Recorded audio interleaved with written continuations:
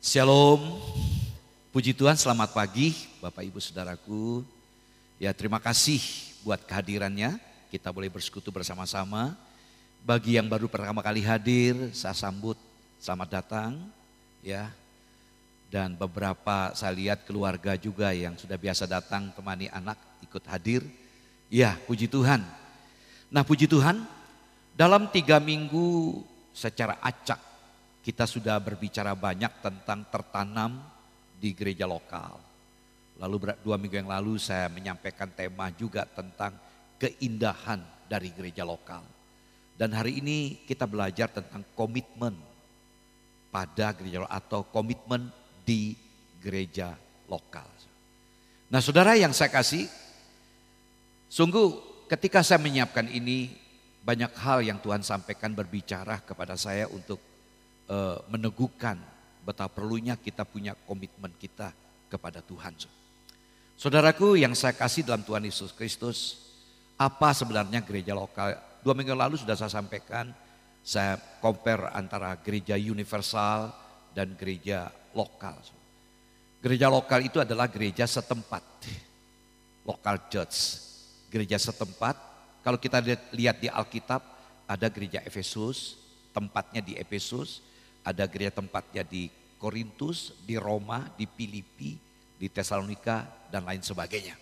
Nah, saudaraku, kalau sampai kitab suci menjelaskan tentang lokal, tentang lokos, berarti ada sesuatu yang penting. Ya, Tuhan mau kita bergabung dalam gereja lokal setempat. Kita akui dengan jujur, akibat COVID begitu banyak berdampak dalam kehidupan rohani kita. Di samping tekanan hidup, ancaman, ketakutan, saudaraku, ditambah dengan kebijakan pemerintah, dan itu baik untuk mengantisipasi supaya jangan tersebar ya virus COVID itu, sehingga kita dibatasi dengan ibadah secara online ya. Tetapi setelah diizinkan untuk ibadah, datang ke gereja PPKM 1 mungkin begitu, kita boleh diizinkan tentu dengan prokes yang ketat. Tapi ada orang-orang sudah terganggu karena memang akibat COVID ini sangat mengganggu kehidupan ekonomi, bahkan kehidupan sosial, bahkan antara kita satu yang lain sudah kurang begitu dekat. Ya saudaraku, karena itu kami punya beban dan saya amati tema ini ya sungguh menarik. Beberapa teman saya pendeta dari Jakarta juga sedang berbicara tentang gereja juga. Di rupanya ada kegelisahan para pendeta dengan kehidupan rohani jemaat. Karena kita tidak akan mungkin bisa bertumbuh dengan baik kalau kita hanya secara online. Kita butuh teman, kita butuh saudara untuk bertumbuh bersama-sama. Nah, saudaraku yang saya kasih, ada konsep yang salah ya tentang gereja. Kenapa seseorang sulit untuk memiliki komitmen kepada gereja lokal? Sulit untuk komitmen. Pokoknya ya saya mau menjadi jemaat yang GKJJ, Gereja Kristen jalan-jalan. Di mana saya cocok ya ke situ, kalau tidak cocok saya pindah. Saudaraku, jadi kenapa kita sulit untuk memiliki komitmen untuk ada di gereja lokal? Karena kita takut kepada komitmen itu sendiri. Kita tidak mau diikat, kita tidak mau terikat dengan janji, bahkan tanggung jawab. Saudaraku, kenapa? Ngapain sih? Ya, untuk ambil bagian. Ya bisa jadi karena ada alasan-alasan tertentu, karena kekecewaan, karena sakit hati, segala macam. Yang kedua, kenapa seringkali sulit kita untuk komitmen di gereja lokal? Karena kita merasa, kita menyadari bahwa gereja itu adalah tempat orang-orang yang sempurna. Nah, saudara yang saya kasih, sehingga kita menuntut juga kesempurnaan. Ketika melihat kekurangan-kekurangan yang ada di gereja, ya kita rasakan, sudahlah saya pilih gereja lain. Jadi kita anggap gereja itu seperti sebuah restoran atau rumah makan. Tentu yang senang kuliner. Seperti restoran, rumah makan, kalau memang tidak cocok, tidak enak, tidak mengena, apalagi melihat kekurangan pendetanya, kekurangan majelisnya, kekurangan kepengurusannya, kita merasa apa yang kita inginkan, apa yang kita dapatkan tidak kita dapati di situ. Ngapain saya ada di gereja? Ini hal-hal fenomena yang ada. Karena kita menuntut bahwa gereja adalah tempat yang sempurna. Saudara mau jujur, kemana saja saudara pergi. Saya minta maaf, saya tidak ingin menonjolkan diri saya karena nggak ada apa-apanya. Saya semua gereja sudah saya layani. Ya, kecuali gereja Katolik, walaupun Romo Katolik pernah khotbah di sini ketika ulang tahun gereja. Ya, entah GKI, entah GPIB, HKBP, semua gereja punya kekurangan. Saudara tidak akan bertemu dengan namanya kesempurnaan. Nanti di sorga baru sempurna. Lalu yang ketiga, melihat gereja sebagai tempat untuk dilayani. Memang kita sadar dan kita ketahui. Kita punya kecenderungan, kebutuhan dasar kita adalah diterima, dicintai, dihargai. Sehingga kita punya kecenderungan ingin dilayani. Mencari yang bisa memuaskan keinginan kita. Apa yang saya mau, kalau saya nggak dapati di gereja itu, ya sudah, saya pindah gereja. Saudara nanti akan kecewa. Kemanapun saudara pergi tidak akan pernah memuaskan saudara. Mencari yang cocok untuk kita. Nah, kalau kita tidak hati-hati, apa yang kita lakukan ini bisa bahaya. Misalnya contohnya sudahlah, ngapain datang ke gereja, buka online dengan 1.000 pendeta, mungkin 10.000 pendeta. Saya juga terus terang ngikuti ibadah secara online beberapa tempat, terutama pengkhotbah yang bagus. Tapi saya merasakan hanya sebatas mengisi otak, pikiran, hati saya saja. Tetapi lebih dari itu kadang-kadang juga ada banyak hal yang saya kurang serak dengan apa yang dia sampaikan. Tetap nggak cocok. Jadi apa yang kita tonton di YouTube dan dengar di zaman modern ini akan menjadi prinsip hidup kita juga. Ini perlu hati-hati. Begitu banyak orang Kristen yang terjebak oleh karena mendengarkan khotbah-khotbah yang tanda petik sebenarnya. Minta maaf, bukan menghakimi, enggak benar. Ya, ada yang cenderung pragmatis, nyocok-nyocokkan ayat sesuai dengan apa yang dia mau. Aduh, mengerikan sekali. Nah, saudaraku yang saya kasih dalam Tuhan Yesus Kristus, karena itu sebuah ajakan stop mentalitas konsumen. Inilah persoalan kita. Kenapa kita tidak mau berkomitmen ada di gereja lokal? Karena kita punya mentalitas konsumen. Ketika kita merasa tidak terpenuhi apa yang kita inginkan, ya sudahlah jadi pengurus lepaskan. Ya, sebagai jemaat pindah cari gereja lain. Saya berani berkata, saudara tidak akan pernah menemukan yang sejati. Nah, saudaraku, stop mentalitas konsumen. Nah, ada 3 hal di sini kita lihat. Pertama, kenapa kita seringkali punya mentalitas konsumen? Karena kita terlalu fokus pada me, aku, I. Me itu apa yang saya punya. Jadi fokus pada diri sendiri. Kita kejar kenikmatan. Ketika gereja tidak berbicara apa yang saya butuhkan. Mengapa mimbar paling disukai oleh jemaat ketika bicara kekayaan, diberkati Tuhan, sukses. Oleh pendeta-pendeta notabene yang motivator. Bukan firman yang disampaikan. Kita senang walaupun pakai ayat-ayat. Jangan dipikir nggak pakai ayat. Pakai ayat-ayat tetapi ayat-ayat yang dicocok-cocokkan aja dengan apa yang dia pikirkan. Maka saya paling nggak suka khotbah seperti itu. Harus lihat konteksnya, perikopnya. Nah, saudara yang saya kasih, kenikmatan apa yang saya mau. Ini orang fokus pada diri sendiri. Apa yang gereja bisa lakukan untuk saya. Lalu kita mulai mencari-cari khotbah online yang sesuai dengan apa yang kita mau. Jarang kita bertanya, apa yang bisa saya lakukan di gereja itu? Apa yang saya bisa lakukan, apa yang saya bisa layani untuk gereja itu? Mari saudaraku, inilah kesulitan kita. Kenapa seringkali kita sulit untuk melepaskan mentalitas konsumen? Karena kita terlalu fokus kepada diri kita, kepentingan kita. Ya, sehingga kita terjebak dengan khotbah-khotbah yang menarik supaya kita bagaimana bisa, kenyataannya sama aja. Mari kita belajar bersama-sama. Yang kedua, ingin bebas, tidak ingin terikat. Tadi di awal sudah saya katakan, saya ingin independen. Saya nggak mau diatur, tidak mau terikat. tidak suka dengan aturan-aturan. Iya, memang gak enak. Saudaraku, misalnya seperti para pelayan Tuhan di belakang, ada aturannya. Paling tidak setengah jam sudah duduk berdoa bersama-sama, jangan ngepas jam. Nah, orang-orang yang gak mau diatur gak senang, tidak suka akan aturan. Ya, aturan-aturan gereja itu mengikat. Aku ingin bebas. Nah, saudaraku, yang paling menyedihkan mentalitas konsumen yang ketiga adalah tidak ingin terlibat pelayanan. Karena memang kita punya kecenderungan ingin dilayani.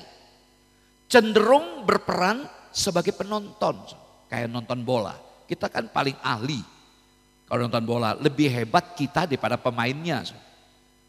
Bahkan kita punya kecenderungan kalau sudah jadi penonton, kita menjadi kritikus. Ngeritik sana, ngeritik sini. Coba ada suruh khotbah. Coba ada suruh bikin pujian. Nyalakan sana, nyalakan sini. Bukan kita tidak boleh mengkritik, boleh kritik untuk membangun. Tapi cenderung tidak mau mengambil bagian. Cenderung tidak mau berpartisipasi. Tapi hanya melihat kelemahan dan mengkritik dengan cepat. Ini seringkali kita dalam gereja. Saudaraku, apa komitmen, makna komitmen di gereja lokal? Ini adalah sebuah tindakan dari pihak kita. Jadi ketika kita bicara komitmen di gereja lokal, ini adalah sebuah tindakan dari pihak saya dan saudara. Sebagai apa? Sebagai respon, tanggapan kita kepada Allah. 2 minggu lalu sudah sampaikan bagaimana keindahan gereja lokal. Kenapa menjadi beauty, menjadi indah? Oleh karena Yesus yang lakukan itu. Yang beauty juga sampai mati di salib untuk mengumpulkan kita orang-orang yang berdosa. Jadi dasar komitmen kita itu adalah karena kasih Tuhan yang sudah mengasihi kita. Banyak ayat-ayat saya tampilkan tidak saya bacakan karena fokus kita, tadi di judul saya tidak sempat tulis, fokus kita adalah di Efesus pasal 2 ayat 1 sampai 22. Nah, kalau kita melihat dalam Efesus 2 ayat 4 itu menjelaskan kepada kita dengan latar belakang kita manusia yang berdosa, namun kasih karunia Allah dinyatakan kepada kita. Jadi kasih Allah yang memungkinkan saudara dan saya bisa ada di gereja. Dalam Efesus 2 ayat 1 sampai 3 menjelaskan kepada kita, kamu sudah mati oleh karena pelanggaran dosa-dosamu. Kamu di sini kebetulan konteks surat Efesus 2 ini bicara tentang Paulus sedang menyampaikan pesan kepada orang-orang Kristen latar belakang Yahudi. Rupanya mereka tidak akur dengan orang-orang Kristen yang non-Yahudi, yaitu orang Yunani. Nah, Paulus menjelaskan kamu sudah mati oleh karena pelanggaran dan dosa-dosamu. Baik kamu orang Yahudi maupun kamu orang Yunani atau bangsa-bangsa lain, kamu sudah mati. Artinya kamu semua berdosa. Namun dalam Efesus 2 ayat 8-9, namun kamu semuanya, baik Yahudi, non-Yahudi, diselamatkan dengan cara yang sama. Oleh karena anugerah Allah melalui iman. Nah, saudaraku, lalu dalam pasal 2 ayat 11-13, disatukan oleh darah Kristus. Coba kita lihat ayat 13. Efesus 2 ayat 13. Tetapi sekarang di dalam Kristus Yesus kamu yang dahulu jauh sudah menjadi dekat oleh darah Kristus. Tetapi sekarang, perhatikan. Baik orang Yahudi maupun orang Yunani atau bangsa-bangsa lain, semua sudah jatuh dalam dosa. Tapi ayat 13 ini tetapi sekarang dikatakan ya di dalam Kristus Yesus kamu ya Yahudi maupun Yunani atau bangsa-bangsa lain dikatakan yang dahulu jauh sudah menjadi dekat oleh darah Yesus. Jadi disatukan oleh Yesus melalui pengorbanannya di atas kayu salib. Nah, saudaraku yang saya kasih dalam Tuhan Yesus Kristus. Nah, mengapa kita harus punya komitmen kepada gereja lokal? Kenapa kita harus punya komitmen ada di sebuah gereja? Adik-adik mahasiswa yang baru datang dari luar pulau atau dari Jakarta, Bekasi dan lain sebagainya. Ya, saya ingin menyampaikan ini. Ya kenapa kita harus komitmen? Kan tujuan saya ingin kuliah di Undip, di Polines, di Politekes, Unika. Kan itu tujuan utama betul. Tapi secara rohani kita harus memikirkan kehidupan rohani kita. Ya, saudara, ada 4. Karena itu saya minta izin, tidak semua ayat saya bacakan. Kalau ingin minta PPT-nya bisa diminta atau bisa dilihat di YouTube apa yang saya sampaikan ini. Pertama, karena sesuai dengan prinsip Alkitab. Idealnya begitu menurut Alkitab. Yang kedua, gereja itu sebagai keluarga. Ya, yang ketiga, gereja itu adalah tempat untuk kita bertumbuh. Yang keempat, gereja itu adalah tempat untuk memuliakan Tuhan. Nah, 4 hal ini akan saya jelaskan. Yang pertama, karena sesuai dengan prinsip Alkitab. Ya, dalam gereja itu ada kepemimpinan gereja. Dalam 1 Timotius pasal 3 menjelaskan tentang penatua diaken. Ya, dengan tata cara ketat juga dalam pemilihannya. Dan mereka adalah pemimpin. Dalam Ibrani 13 ayat 7, hormatilah pemimpinmu. Kita enggak lepas dari kepemimpinan. Dalam keluarga ada orang tua, di kampus ada dosen. Karena itu kita diminta submit. Di gereja ada pendeta, ada pembimbing rohani, ada pembina. Kita belajar submit. Jangan gampang jadi orang tersinggung, ngambek. Kita bersedia untuk dipimpin. Karena suatu saat pun kita bisa jadi pemimpin. Nah, jadi kenapa sampai ada kepemimpinan? Karena memang ini untuk mengatur, untuk mengelola sebuah pelayanan rohani di gereja. Yang kedua, ada disiplin gereja. Dalam Matius 18 ayat 15 sampai 17, kalau ada orang bersalah dengan tatap bertemu berdua, nggak bisa panggil orang lain lagi sampai melibatkan orang banyak. Itu kaitannya dengan disiplin. Jadi Matius pasal 18, 15, 17 ini soal kedisiplinan gereja. Tuhan Yesus tahu apa yang akan terjadi di kemudian hari. Waktu itu belum ada gereja ya. Bahwa anak-anak Tuhan akan bergabung dalam sebuah pertemuan setempat yang disebut dengan local church atau gereja setempat. Artinya bergereja. Yesus tahu nanti ke depan itu. Dan karena itu Tuhan Yesus mengajarkan prinsip ini. Kita bersedia ada dalam sebuah kepemimpinan gereja.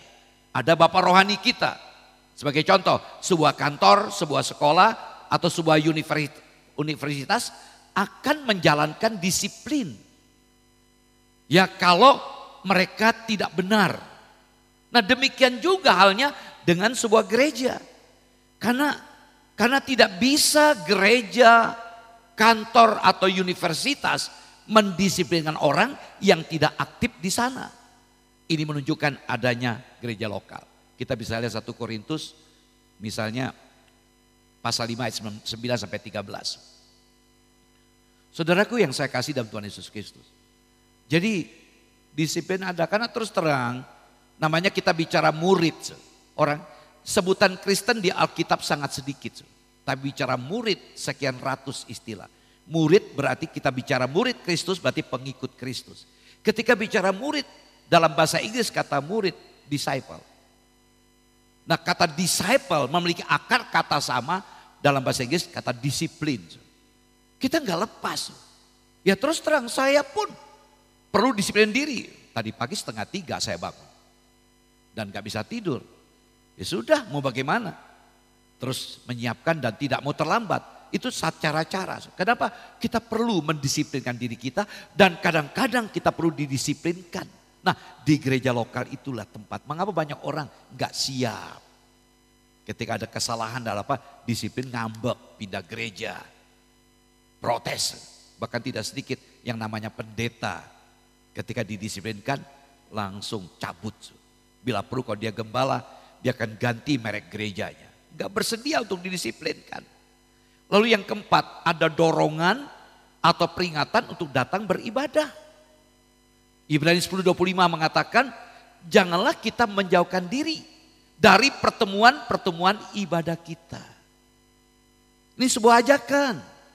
Jangan kita menjauhkan diri dari pertemuan-pertemuan ibadah kita. Seperti dibiasakan oleh beberapa orang. Jadi ada orang-orang yang punya habit. Yang punya kebiasaan memang tidak mau bertemu dalam gereja. Kenapa kita perlu ada dalam pertemuan ibadah? Supaya kita saling menasehati. Dalam Ibrani 10:25. Saling menasehati dalam ayat 24. Saling memperhatikan. Lebih dari itu apa? Supaya semakin giat melakukannya, ibadah, pertemuan ibadah giat dilakukannya menjelang hari Tuhan yang mendekat. Kita sudah ada di penghujung zaman. Memang kita tidak tahu kapan Tuhan itu datang. Tapi kalau kita tahu, punya keyakinan, tanda-tanda zaman semakin nyata. Kenapa kok kita tidak memiliki gairah semangat? Kita tahu waktu itu adalah komoditas yang paling mahal. Kita tahu kita butuh uang. Tapi ingat, uang itu cuma alat. Yang paling penting bagaimana relasi kita dengan sesama, dengan Tuhan itu juga penting. Saudaraku yang saya kasih. Jadi secara alkitabiah, gereja lokal itu ada. Ya, jangan bicara universal saja, yang penting beriman, nggak usah butuh gedung. Gereja itu ada dan mengajak anak-anak Tuhan bergabung di gereja lokal. Tuhan Yesus mengendaki kita bergabung dalam gereja lokal dan Yesus mengajarnya itu kepada kita. Biar hari ini kita akan belajar, kita perlu ada di gereja lokal. Jangan saudara merasa sebagai mahasiswa anak-anak baru, tidak ada papa, tidak ada mama yang biasa dicerewetin. Gereja yuk. Ya kami terus terang, anak kami pun yang bungsu ini selalu kita ingatkan. Namanya laki-laki. Sudah ke gereja enggak? Minggu kemarin rupanya dia demam. Enggak ke gereja. Ya, tapi cuma online. Bahkan saya minta kakak sepupunya kebetulan sama-sama tinggal di Serpong. Tolong dijemput si Kaleb. Kalau kakak perempuannya sudah dewasa. Sudah melayani di gereja di sana sebagai paduan suara. Nah saudaraku, jadi komitmen di gereja lokal sangat penting. Karena dalam bergabung di gereja lokal itu adalah sesuai dengan prinsip kitab suci. Kecuali ya keadaan tidak memungkinkan karena kita sakit keras atau kita takut ketularan terpaksa online. Tapi kalau ada kemungkinan kita sulit untuk ke gereja karena sakit, ya enggak apa-apa. Tapi kalau kita diberikan tubuh yang sehat, ayo komitmenlah. Yang kedua, gereja sebagai sebuah keluarga. Ini yang saya ingin tekankan pagi ini. Dalam Efesus 2 ayat 19, mari kita baca ini. Efesus 2 ayat 19, demikianlah kamu ini adalah orang Yahudi, non-Yahudi. Bukan lagi orang asing dan pendatang. Melainkan kawan sewarga dari orang-orang kudus dan anggota-anggota keluarga Allah. Jadi baik kamu orang Yahudi maupun non-Yahudi termasuk saudara dan saya dengan latar belakang suku yang berbeda-beda, yang jelas kita orang Indonesia. Dikatakan kita adalah keluarga Allah. Dalam perikop sebelumnya Paulus sudah menunjukkan bahwa semua orang adalah berdosa. Yang saya katakan di awal tadi. Bahwa tidak ada perbedaan antara orang Yahudi maupun Yunani. Sama-sama dalam ayat 3 tadi, sama-sama berdosa. Namun ingat, semua juga diselamatkan dengan cara yang sama. Sudah saya katakan tadi, yaitu oleh anugerah Allah melalui iman kita. Sekarang semua orang-orang itu, Yahudi, non-Yahudi, dipersiapkan untuk melakukan perbuatan-perbuatan baik. Kita tahu, kita diselamatkan oleh karena ya anugerah Allah melalui iman. Sehingga firman Tuhan berkata, jangan engkau bermegah oleh karena perbuatan baik. Karena perbuatan baik tidak akan mungkin menyelamatkan kita. Namun ingat, kita tidak cukup beriman. Iman itu harus diwujud nyatakan dalam sebuah perbuatan. Karena itu kita dipersiapkan dalam Efesus 2 ayat 10.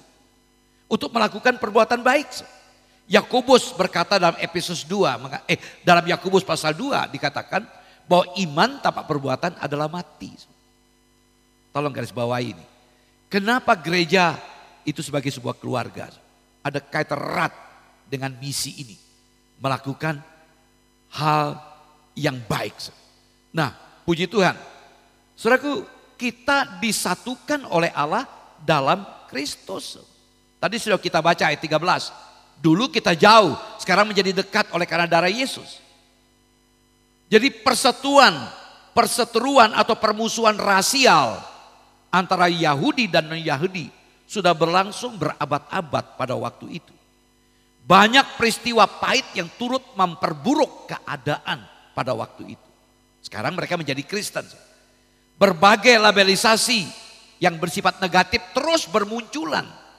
Saling curiga, saling menghina sudah menjadi begitu biasa pada waktu itu. Itulah kondisi Paulus waktu menyampaikan ini. Sudah sama-sama Kristen.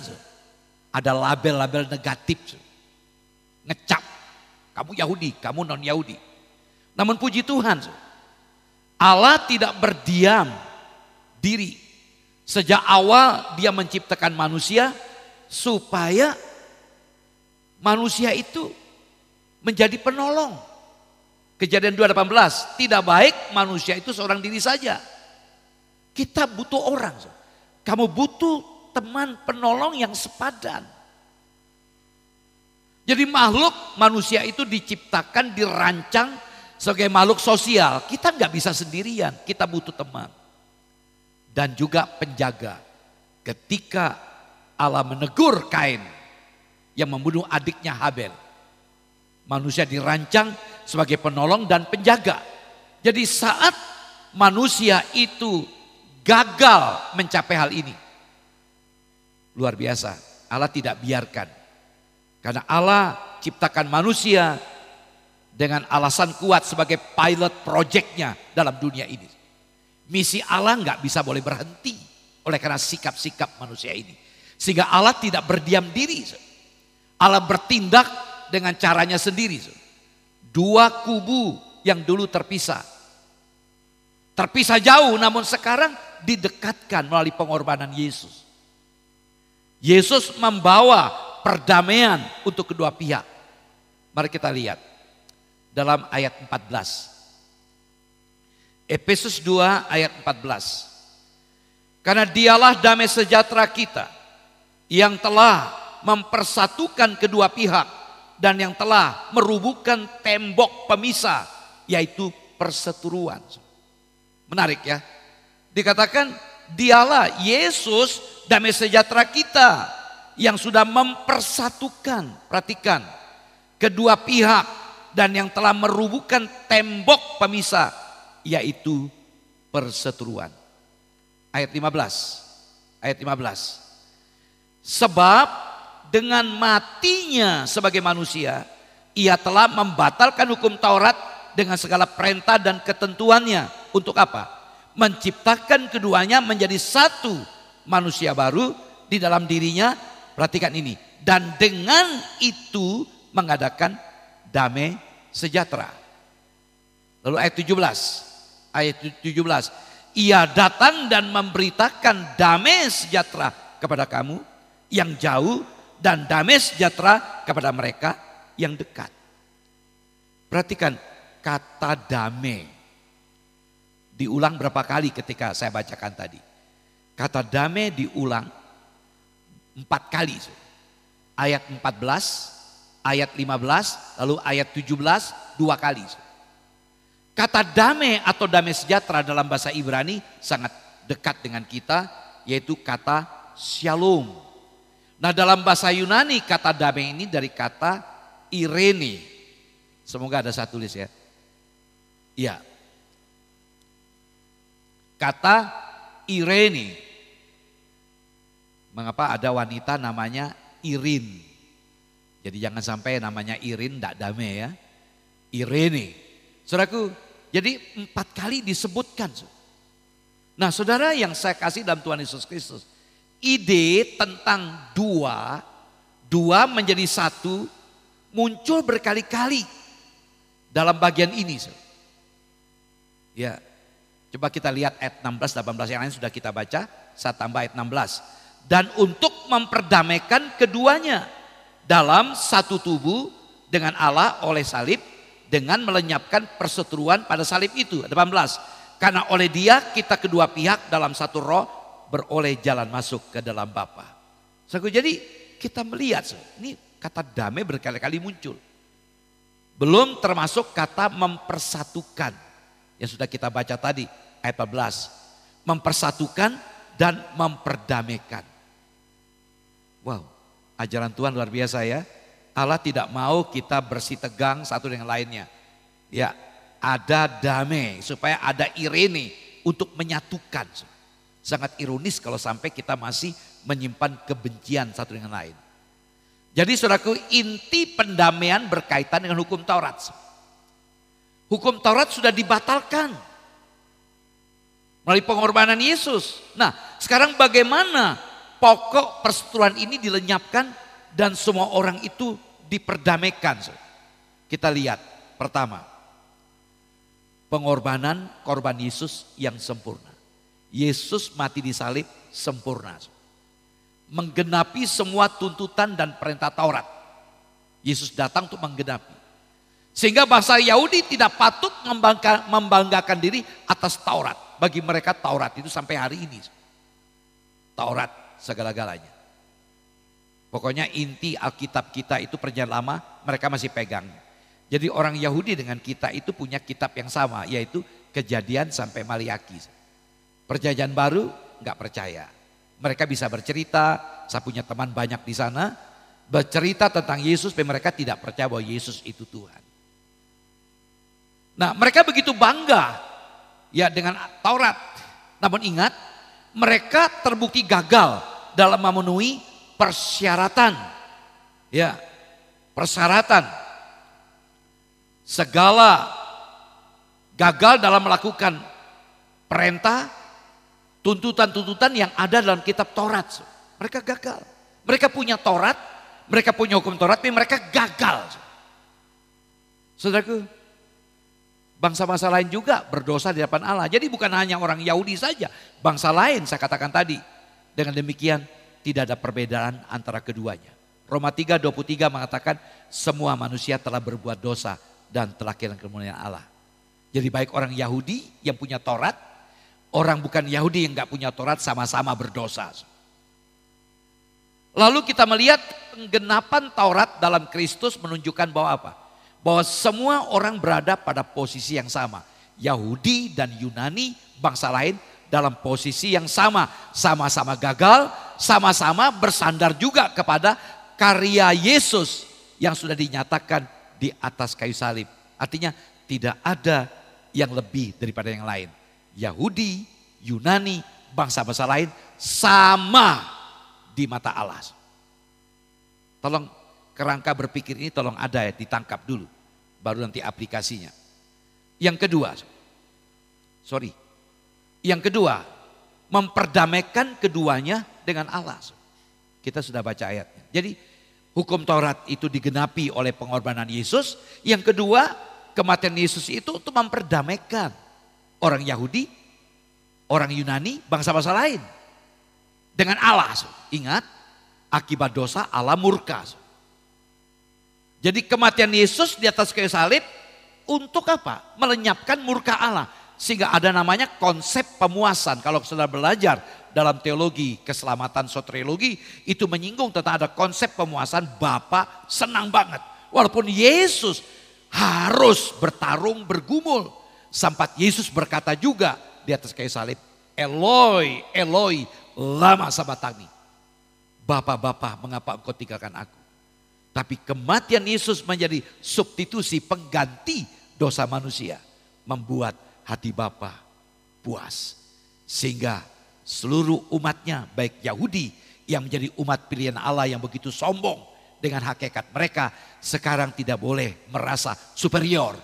Yahudi maupun bangsa-bangsa lain sama di mata Allah. Itu kerangka berpikirnya. Saudara, kegagalan dalam mentaati hukum Taurat membuat semua orang berada di bawah murka Allah. Tidak ada seorang pun yang dikecualikan. Semua berdiri sebagai musuhnya Allah. Yang patut dihukum akibat dosa itu maut. Semua tidak layak mendekati Allah. Bagaimanapun baiknya, bagaimana hebatnya melakukan hukum Taurat pun manusia berdosa. Karena hakikat manusia berdosa sejak Adam. Melalui pengorbanan Yesus di atas kayu salib. Sebuah jalan baru yang sudah dibuka. Kita sudah baca tadi pasal 2:18. Dibuka jalan itu lewat pengorbanannya. bukan oleh ketaatan jasmani terhadap Taurat. Taurat sendiri gagal menyelamatkan kita. Melainkan secara roh. Roh kita yang mati dihidupkan kembali melalui iman kita kepada Yesus. Saudara, jadi bukan melalui berbagai ritual-ritual religious, melainkan iman kepada Yesus. Mengapa aku hati-hati? Saya sedang belajar tentang hidup agama. Kita mencoba dengan agama banyak aturan-aturan, memasukkan Tuhan dalam agama. Kekesenan, minta maaf, bukan sekedar bicara agama. Memang kalau ditanya agamamu apa, Kristen. Tapi ingat, Kristen bukan hanya berbicara agama, aturan-aturan tetek bengek itu. Tapi Kristen bicara tentang relasi kita dengan Allah. Ingat, putusnya relasi akibat dosa. Bapa murka. Tapi kematian Yesus di atas kayu salib membatalkan murka Allah. Bapa senang sehingga kita diterima.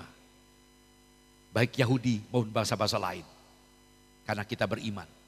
Di dalam Allah, bangsa Yahudi, Yunani, bangsa-bangsa dipersatukan. Mereka melintasi jalan masuk yang sama, yaitu darah Yesus. Ibrani 10:19 mengatakan kita sudah punya akses untuk datang pada Allah karena pengorbanan Yesus. Sehingga kita bisa berkata, ya Allah, ya Abba, ya Bapa. Mereka juga sudah memiliki tujuan yang sama. Keduanya tidak lagi terasing dari Allah, bahkan terasing dengan sesamanya. Keluarga adalah gereja adalah keluarga Allah. Sehingga merupakan kontradiksi. Kalau kita sadar bahwa gereja adalah keluarga Allah, sehingga merupakan kontradiksi kalau ada yang menyebut dirinya anak Tuhan. Kalau ada yang menyebut dirinya orang Kristen, namun tidak bergabung dalam keluarganya. Aneh. Aku cuma online, tapi tidak bergabung dengan saudaranya di gereja. Aneh, kontradiktif. Kita harus bertemu dengan keluarga. Ya saudaraku, walaupun kita tidak punya alasan tidak suka dengan orang tersebut. Saudaraku, bahkan di Alkitab kita melihat ada konsep namanya tubuh Kristus. Bicara tubuh, Yesus kepala. Kita ini anggota, ada yang tangan, ada mata. Kita harus menyatu sebagai tubuh. Dalam firman-Nya menunjukkan bahwa kita adalah bagian dari tubuh Kristus. Kita nggak bisa dilepas, jangan tangan coba-coba jalan sendiri. Saya masih ingat ilustrasi sederhana. Ada protes anggota tubuh dengan mulut, dengan perut. Ketika ada benda yang dilihat oleh mata, lalu benda itu makanan. Dari mata saraf menggerakkan kaki untuk berjalan, tangan untuk mengambil. Setelah itu makan masuk di mulut, turun di perut. Akhirnya Pak, si tangan merasa bekerja, kaki merasa bekerja, mata merasa bekerja, telinga merasa bekerja karena mendengarkan ada tempat kuliner yang enak. Malah perut terima begitu saja. Mereka protes, kamu tuh enak banget sih perut. Kita yang bekerja, kamu yang menikmati. Nah si perut berkata, sudahlah kalau memang begitu kita enggak usah makan. Sudah tahu? Enggak makan puasa sampai 3 hari. Loyo 7L, lemah, letih, lesu, loyo, lunglai, lebay, litoy. Ambruk, baru kaget tanganmu diangkat gak kuat mau berjalan, matamu ngantuk terus. Si perut jelaskan, memang kamu semua kerja, aku juga bekerja. Hasil kerja itu salurkan sehingga ada energi. Jangan coba-coba menjadi orang Kristen yang mengisolasikan diri. Tidak butuh teman, tidak butuh saudara. Maaf saya katakan lagi, kecuali sakit. Tidak bisa ke gereja. Kecuali ada aturan lagi dari pemerintah, tidak boleh bertemu di gereja oleh karena kondisinya. Ingat, kalau kita sadar teman-teman kita adalah bagian dari keluarga, jangan lepaskan diri kita. Karena kehadiran kita untuk saling melengkapi. Saudaraku jujur, kita akui kita punya kepribadian yang unik. Paling tidak dari penelitian ada 4. Sanguin, melankolis, koleris, flematis. Unik dalam gereja. Ada kalau ngomong menghentak-hentak. Ada yang ngomong santun banget. Jadi tukang parkir terus. Lalu karena terus nyetir mobil mundur, buk. Loh, kalem banget. Ada yang satunya lebih teliti, gak banyak ngomong. Ada yang cuek, unik. Kita tahu. Kita ini punya zona nyaman kita. Kita paling senang kita dilayani, paling senang dihargai, paling senang diterima, diakui. Paling senang. Tapi bagaimana ketika kita ditolak? Bagaimana ketika kita tidak dihargai oleh teman gereja kita sendiri? Kita tidak dianggap. Jujur. Kita paling senang dengan orang yang tahu selera kita. Yang sama, tapi kita tidak siap menghadapi orang yang berbeda. Tolong diubah. Saya banyak belajar dari John Maxwell. Karena saya pernah jadi murid selama 3 tahun dari beliau di Jakarta. Dari Amerika dengan tim datang. Keliru sekali kalau kita hanya mencari orang aman-aman saja. Orang yang cocok. Justru yang tidak cocok pun harus menjadi teman kita. Karena itu keluarga. Masihkah kita membeda-bedakan? Karena dia tidak sama dengan kita. Masihkah kita pilih-pilih kasih? Pengorbanan Yesus memungkinkan saudara dan saya dapat menyatu. Dulu jauh, sekarang dekat. Tidak lagi ada jarak, kita satu. Baik Batak, Dayak, Toraja, Chinese, Jawa, kita satu. Jadi apapun latar belakang kita di mata Allah, kita semua sama. Di gerejalah kita dapat melihat bahwa semua anggota gereja adalah keluarga kita. Kita ambil contoh dalam sebuah keluarga saja. Bagaimanapun kita nggak senang dengan orang tua kita. Dia orang tua kita. Kita ada konflik dengan adik kita, kakak kita. Tapi dia saudara kita. Kita tidak akan banyak kecuali nggak bertobat ya. Kalau kita tahu di bagian dari keluarga, unik. Saudaraku, mari kita belajar. Zona nyaman kita sering terganggu. Mari kita belajar keluar dari comfort zone kita. Saya nggak bisa Pak Henok, dengan orang itu saya nggak bisa. Anda bisa. Yesus sudah mati untuk Anda. Yesus mati untuk semua orang. Oh nggak bisa Pak, dia yang bakar gereja. Justru kita cintai dia. Banyak kejadian, Yusuf Roni, anti Tionghoa, anti gereja, justru jadi pendeta luar biasa. Ada banyak yang lainnya. Saudaraku, kita belajar. Singkirkan perasaan curiga. Ya, like or dislike jangan ada dalam pikiran kita. Ya. Saudaraku, rasa tidak suka jangan ada. Rasa benci, dendam jangan ada. Karena semua mereka adalah bagian kita. Amin saudara. Ngomong kiri kanan lalu pakai masker. Kita adalah keluarga. Coba lihat sana. Engkau saudaraku. Ngomong, Anda ada saudaraku. Wow, kalau ini ada. Kita akan betah di gereja. Bukan lagi melihat sebagai musuh. Kita sudah disatukan oleh pengorbanan Yesus. Ya saudara, yang ketiga gereja adalah tempat kita bertumbuh. Nah ini poin yang penting juga. Mari kita lihat ayat ini. Efesus 2 ayat 20 sampai 22. Bisa ditayangkan ayatnya? Efesus 2 ayat 20 sampai 22. Yang dibangun, jadi tadi bagian ayat 19, kamu adalah keluarga Allah. Yang dibangun di atas dasar para rasul dan para nabi. Perhatikan, dibangun di atas dasar para rasul dan para nabi dengan Kristus Yesus sebagai batu penjuru. Dalam dia tumbuh seluruh bangunan rapi tersusun menjadi bait Allah yang kudus di dalam Tuhan. 22. Dalam dia kamu juga turut dibangun menjadi tempat kediaman Allah di dalam roh. Menarik saudara yang saya kasih dalam Tuhan Yesus Kristus. Dikatakan gereja adalah tempat kita bertumbuh. Lihat ayat yang ke-20. Yang dibangun di atas dasar para rasul dan para nabi. Dengan Kristus Yesus sebagai batu penjuru. Nah kembali kepada materi kita PPT. Jadi gereja adalah tempat kita bertumbuh. Bagian kedua tadi, gereja adalah tempat kita bertemu dengan saudara kita. Nah, perhatikan gereja, istilah gereja itu dari kata juga bait atau rumah, ya rumah Allah. Nah, bait Allah itu adalah tempat kediaman Allah, itu konsep berpikir Yahudi. Jadi ketika Allah memimpin Israel keluar dari Mesir, Allah berkata kepada Musa, dirikanlah kemah suci, tabernakel. Gereja ini gereja tabernakel.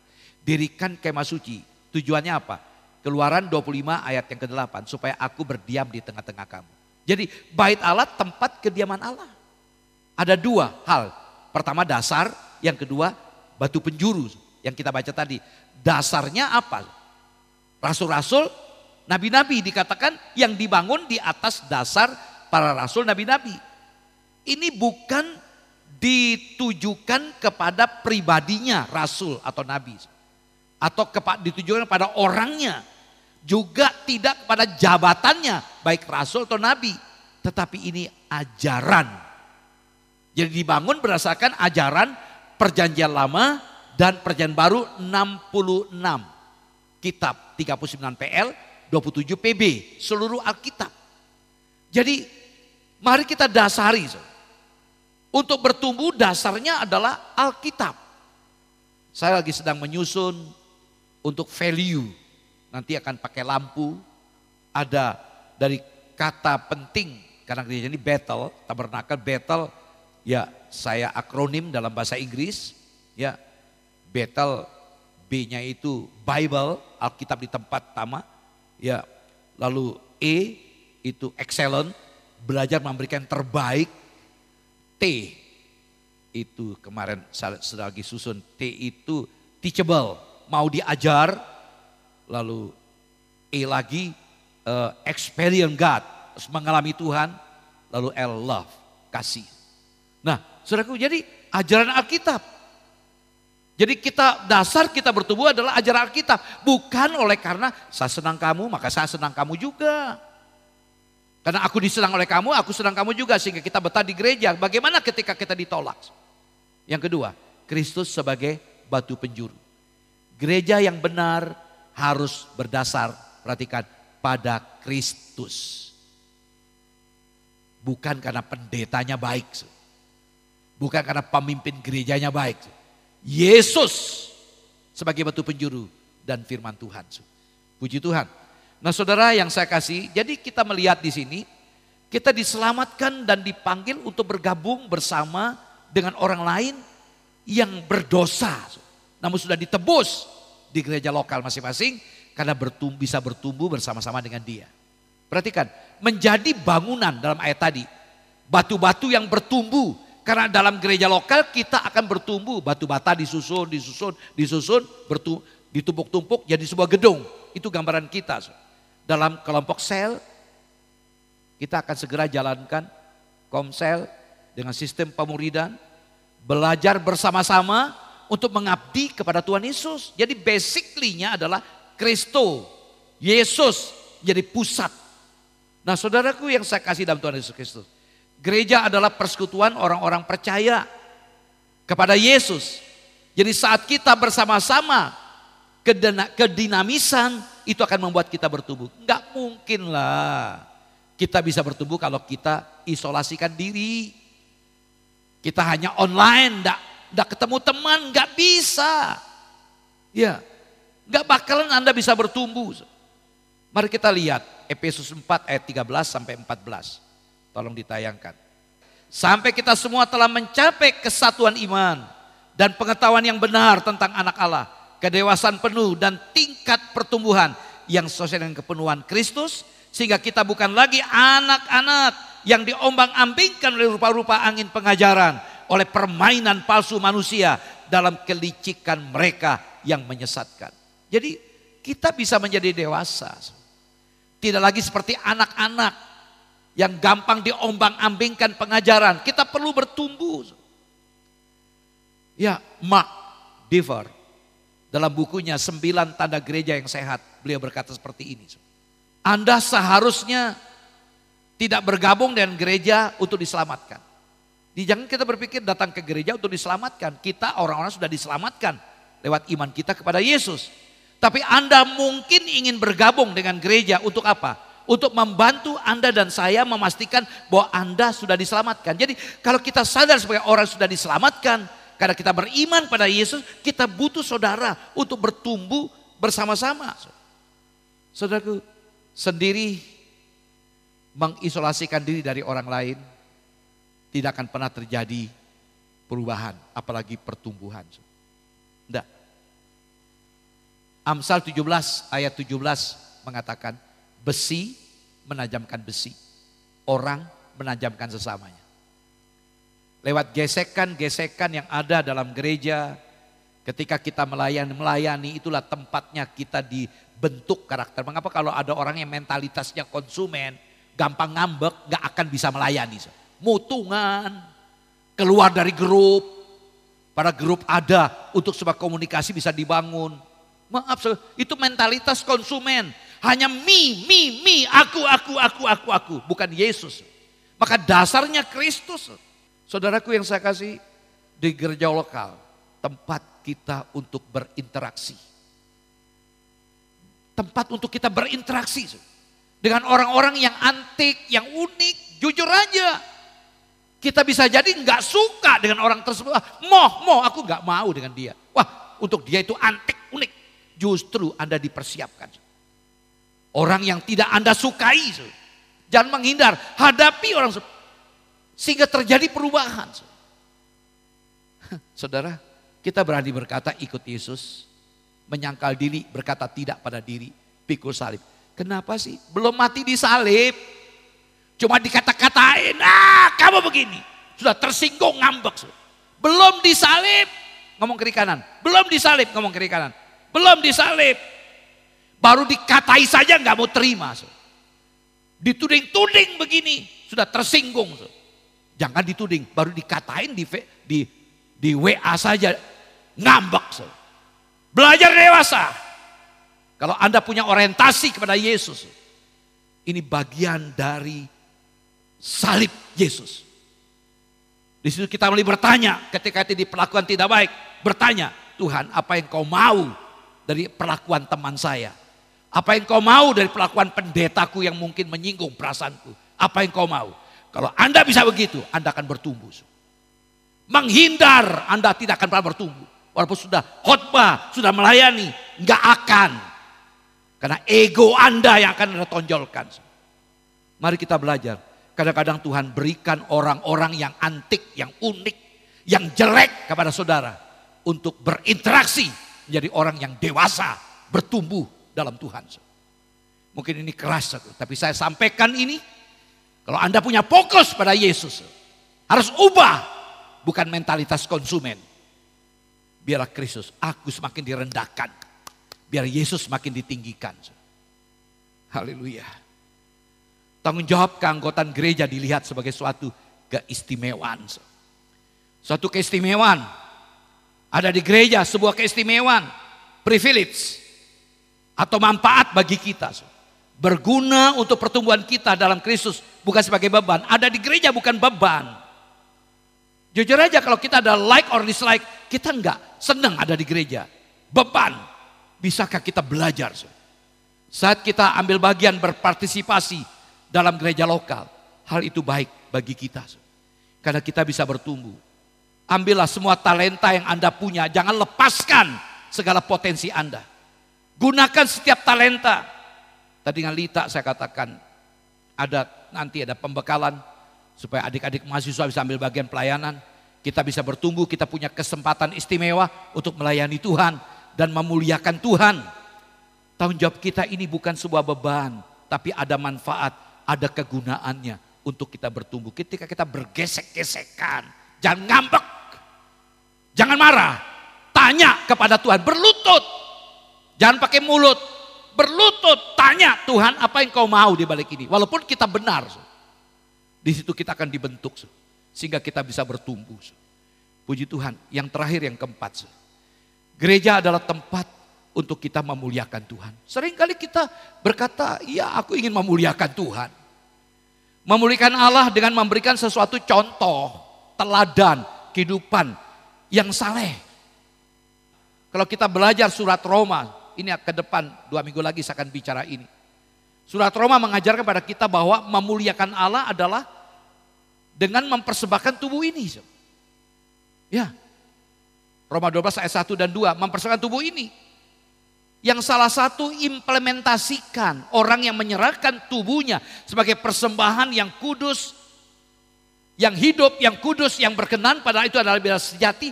Implementasinya adalah harmoni. Harmoni bersama murid-murid Kristus yang lain. Piano punya nada yang berbeda-beda. Perhatikan, kalau nadanya sama tidak akan pernah ada nyanyian. Beda nadanya. Tidak sama, namun harmoni menyanyikan sebuah pujian yang indah. Itu yang Tuhan mau. Tolong supaya mentalitas konsumen harus disingkirkan. Saya ulang berkali-kali ini. Kita belajar dewasa. Ya, sama-sama, saya juga sama. Kita punya kekurangan, keterbatasan. Kita belajar bersama-sama. Roma 15 ayat 6 sampai 7. Salah satu contoh memuliakan Tuhan. Nanti ke depan saya akan banyak bicara lagi tentang yang lain. Roma 15 ayat 6 sampai 7, sehingga dengan satu hati dan satu suara, perhatikan, kamu memuliakan Allah dan Bapa Tuhan kita Yesus Kristus. Perhatikan, kamu memuliakan Allah dan Bapa Tuhan kita Yesus Kristus. Sebab itu dikatakan terimalah satu akan yang lain. Sama seperti Kristus juga telah menerima kita untuk kemuliaan Allah. Jadi belajarlah menerima orang. Bukan orang lain yang hanya menyenangkan kita. Terimalah orang yang tidak kita sukai. Ingat, mereka adalah keluarga kita. Dengan tujuan apa kita terima? Karena itulah bagian dari kita memuliakan Tuhan. Saudaraku, kalau kita belajar tentang kata saling. Saling menasihati, saling mengasihi, saling memperhatikan, saling memberi, saling mengampuni. Kata saling ada 59 kali.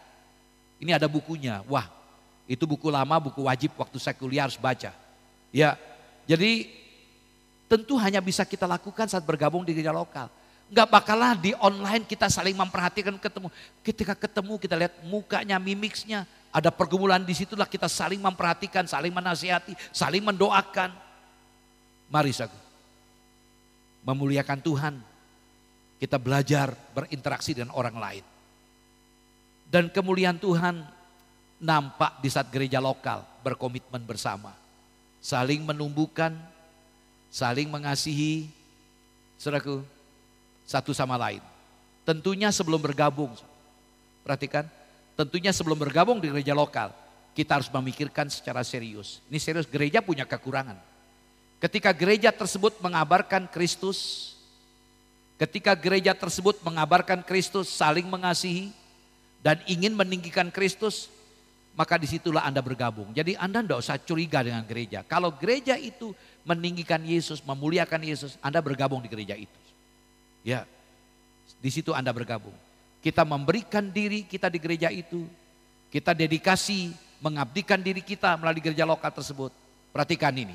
Tidak ada pakar teologi, ahli Alkitab yang mengajarkan tidak penting untuk bergabung di gereja lokal. Semua para ahli teologi, pakar teologi mengatakan kita perlu ada di gereja lokal. Karena itu kita perlu komitmen. Ingat 4 komitmen tadi. Berdasarkan prinsip Alkitab, kita perlu ada di gereja. Yang kedua, kita sadar semua anggota gereja adalah keluarga kita. Kita sadar gereja tempat kita bertumbuh. Kita sadar gereja adalah tempat kita memuliakan Tuhan. Sebagai implementasinya, apa tanggung jawab kita? Pertama, jagalah kebersamaan kita. Ini tanggung jawab kita. Menjaga kebersatuan dalam gereja lokal. Dalam Efesus 4 ayat kedua, ayat 1 dan 2 menjelaskan Paulus membawa dirinya sebagai orang yang sedang dipenjarakan. Dia berkata, biarlah hidupmu sepadan dengan panggilanmu. Dalam bahasa Yunani, akios, seimbang. Yesus sudah mati untuk kamu, seimbang dengan panggilanmu. Kamu ngaku diri Kristen, tunjukkanlah sifat Kristenmu. Kalau kamu murid Kristus, tunjukkan sikapmu sebagai murid Kristus. Jadi karakter-karakter yang menolong kita untuk ayat berikutnya. Kita diminta berpadanan dengan panggilan. Dalam Efesus 4 ayat 2, selalu rendah hati, lemah lembut, sabar, tunjukkan kasihmu dalam hal saling membantu. Lalu Efesus 4 ayat 3 sampai 6, berusaha memelihara dalam ayat 3, berusaha memelihara kesatuan. Kesatuan itu pemberian. Manusia tidak bisa menciptakan kesatuan. Yesus mati di salib untuk menyatukan kita yang tadinya jauh menjadi dekat. Ya, karena kita satu. Kalau saudara membaca ayat 4 sampai 6, satu tubuh, satu roh, satu pengharapan, satu Tuhan, satu iman, satu baptisan, satu Allah, satu Bapa dari semua. Allah yang di atas semua, oleh semua, dalam semua. Kita satu.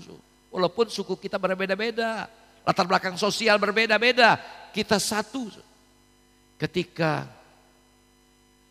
gereja tidak bersatu, susah untuk gereja berkarya dan memuliakan Tuhan. Jujur, saya melihat itu.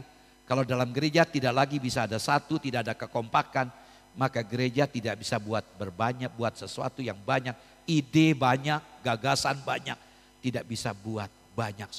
Dan jelas gereja tidak akan mungkin memuliakan Tuhan. Karena itu Ibrani pasal 12-14 mengatakan, mengejar perdamaian dengan semua orang dan kekudusan. Kejarlah perdamaian. Jangan bikin permusuhan. Aneh kalau dalam gereja gontok-gontokan terus. Bolehlah beda pendapat, tapi jangan terus dibiarkan menjadi dendam, kebencian. Kejar perdamaian dan kekudusan. Rupanya kekudusan dengan perdamaian punya hubungan erat. Karena kita saling mengasihi, maaf, ketika kita berkumpul, jagalah perkataan kita, mulut kita. Jangan sampai kata-kata kita merusak kesatuan dalam sebuah gereja. Catatan, di gereja bukan tempatnya kita bergosip atau merendahkan satu sama lain.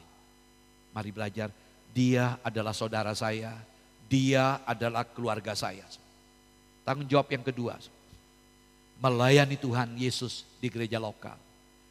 Komitmen di gereja lokal menantang kita untuk menyatu, ya, menjaga kebersamaan.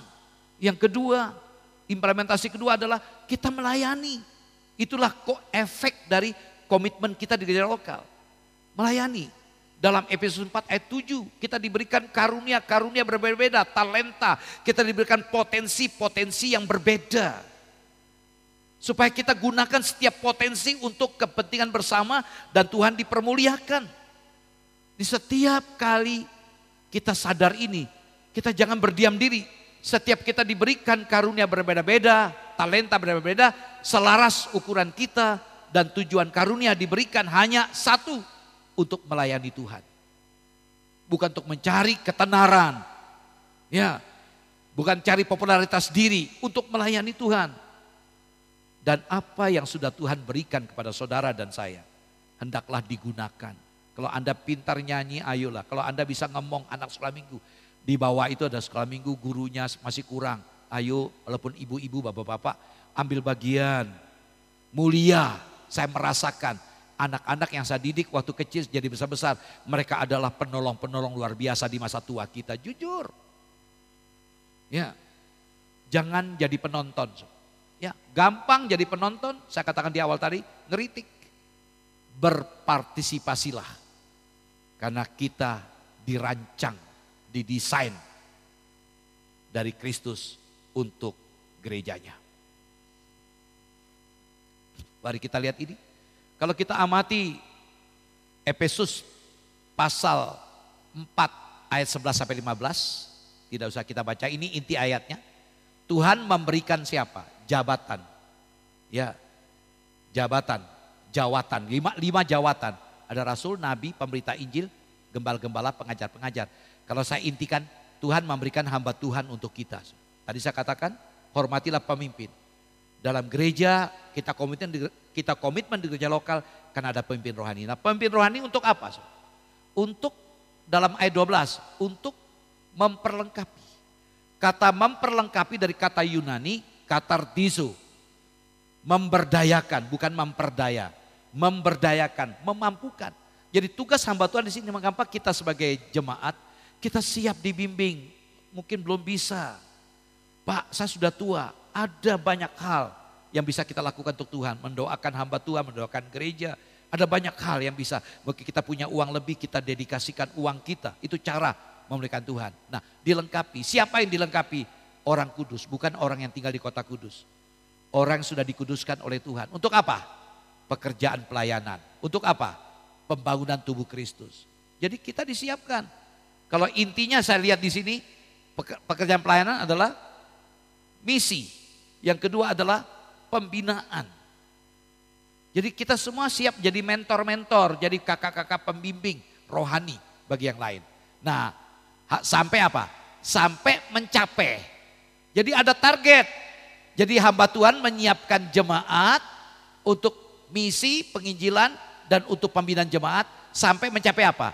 Kesatuan iman, pengetahuan yang benar, pengenalan akan Allah, kedewasaan penuh, ini karena bertumbuh, tingkat pertumbuhan sesuai dengan kemuliaan Kristus. Ini target pendidikan agama Kristen yang perlu kita pelajari. Saudaraku, saudara ketika naik bis, ya, ini contoh, saya cari gambar yang lebih banyak enggak.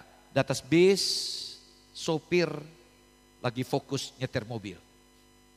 Penumpang main HP, ada yang tidur-tiduran, ada yang ngobrol.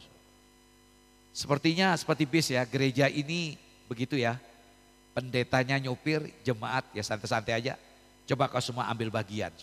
Jangan seperti yang di bis. Di gereja enggak bisa begitu. Wah, tak serahkan pada pendetanya. Terus terang saya punya gagasan banyak. Mohon dukungannya, partisipasinya. Saya melihat sebentar lagi akan hujan lebat. Kalau ada kehujanan seringkali lihat jemaat kesulitan. Dalam pikiran saya bagaimana ya, di bawah basement banyak motor-motor, susah. Sehingga muncul gagasan bikin kanopi sepanjang 18 meter ke depan. Sehingga kalau hujan tidak kehujanan, bisa santai di depan. Itu butuh dukungan saudara. Dana, pikiran, doa. Kalau enggak punya uang, doakan. Ada banyak, kalau saya jalan sendiri enggak bakalan bisa jadi. So.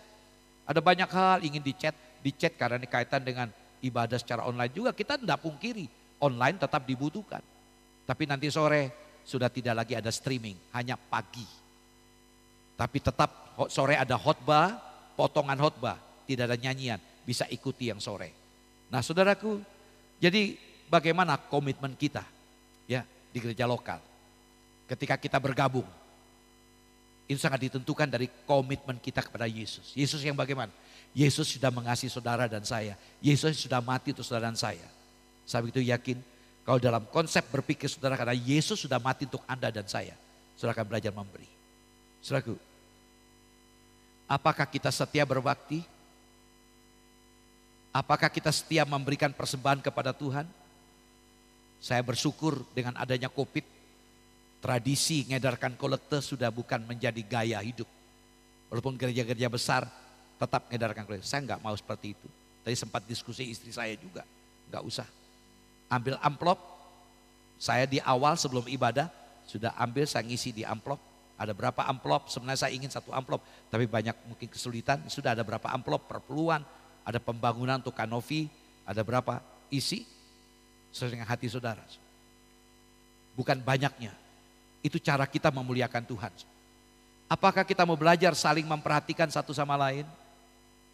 Coba kita pikir, kalau Yesus memperhitungkan kelemahan kita. Saya selalu ulang, Roma 5 ayat 6 sampai 10. Ayat 6, ketika kita masih lemah. Artinya ketika kita masih tidak berdaya. Roma 5 ayat 8, ketika kita masih berdosa. Perhatikan kata masih, ketika kita masih lemah, ketika kita masih berdosa. Ayat 10, ketika kita masih seteru, Yesus mati di salib untuk kita.